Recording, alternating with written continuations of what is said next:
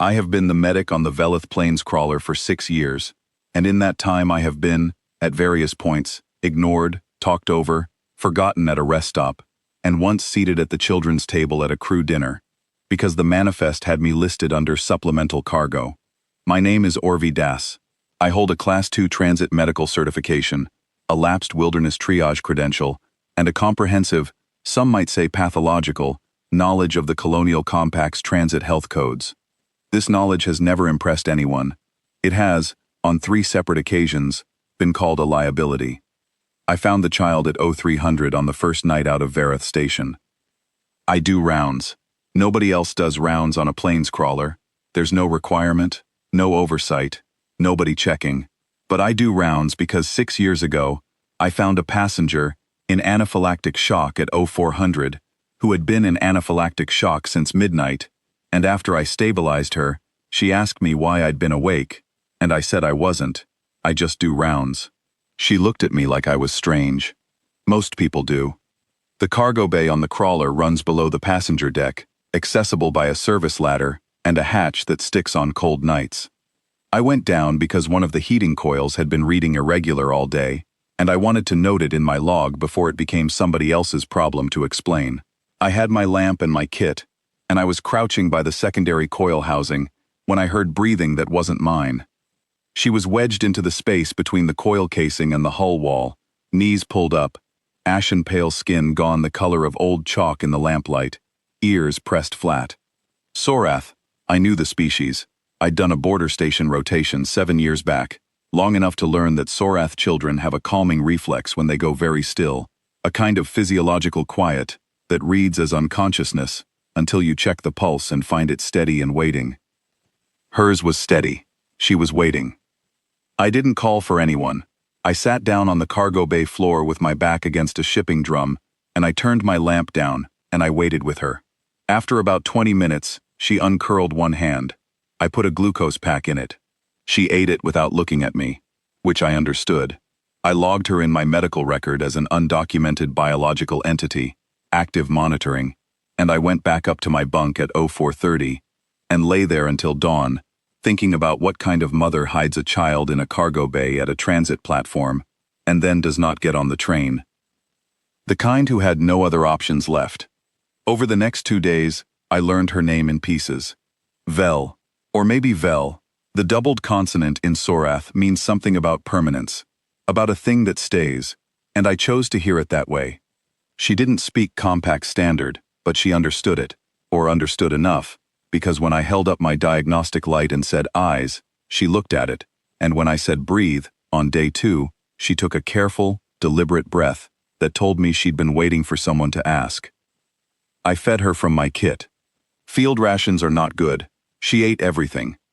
I taught her the names of things I could reach without going far from the cargo bay: hatch, coil, lamp, drum, floor, hand.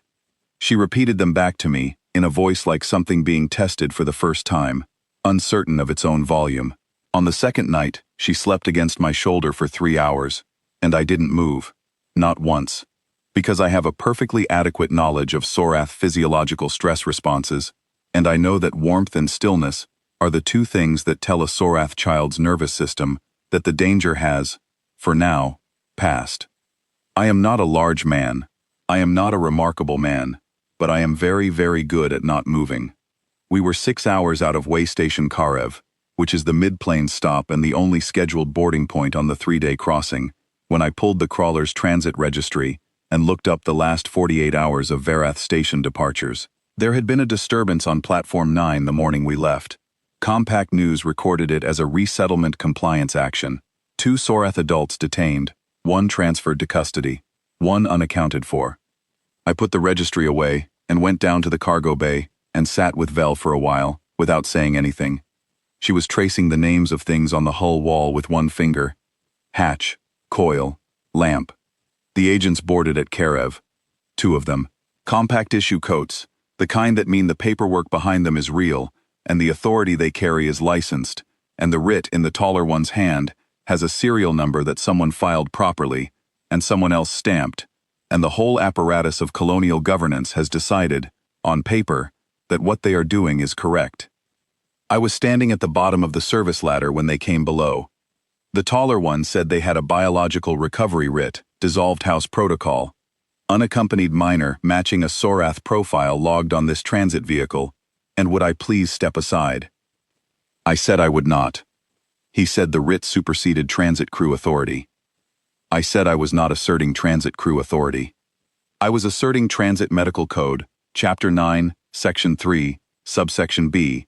Any biological entity under active medical care by a registered medical officer aboard a licensed colonial compact transit vehicle is under that officer's custodial protection until the vehicle reaches its terminal stop, at which point care may be transferred only to a licensed receiving contact or compact welfare authority, not to a recovery writ holder, because a recovery writ is a property instrument, and Chapter 9, Section 3 does not recognize property instruments as superseding active medical custody.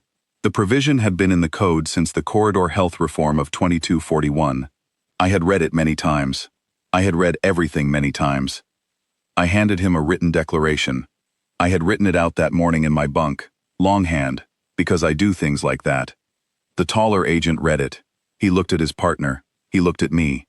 I am, as I have said, not a large man. I was in my medic's vest with a diagnostic kit in one hand and a pen in the other. He said this wasn't over. I said that was fine, I'd be here. They went back up the ladder. I heard them on the radio for about an hour. I stayed at the bottom of the ladder. Vel had gone very still behind me, the SORATH quiet reflex, but after the voices stopped she came and stood beside me and put her hand in mine, just for a moment, and then went back to the coils. We had 42 hours to the terminal. I did rounds every 3 hours. I logged her vitals every 6. I filed an extension of care declaration at the 12-hour mark, the 24-hour mark, the 36-hour mark, each one time-stamped, each one transmitted to the Compact Transit Authority relay, each one a stone laid in a wall the agents could not legally step over without triggering a formal welfare investigation that would take weeks and leave their writ sitting in a queue behind it. I ate field rations with Vel. I taught her the word for window, and she stood at the small porthole in the cargo bay and watched the planes go by, flat and pale gold under the moon's light, and she named things out there that I couldn't see, SORATH words, quiet, like she was keeping a list of things that existed. At hour 40, I went up and told the agents we were 2 hours out, and they should be prepared to depart at the terminal, because I would be transferring care directly to the SORATH resettlement contact registered in the Compact Welfare Database, whose name I had already verified, whose credentials I had already transmitted, and whose arrival at the terminal I had already confirmed by relay. The taller one said I had made an enemy today. I said I had made enemies before, mostly by being correct about things in a pedantic and unhurried way, and I had survived it. They left the terminal without Vel. I walked her down the platform to the resettlement coordinator, a tall SORATH woman named Osa Verath, who took one look at Vel and went to her knees right there on the platform, arms open, and said something in SORATH that I didn't understand, but that had the sound of a door that has been bolted too long finally being opened from the inside. Vel went to her. She stopped once, at the edge of the platform awning, and turned and looked back at me. I held up my hand.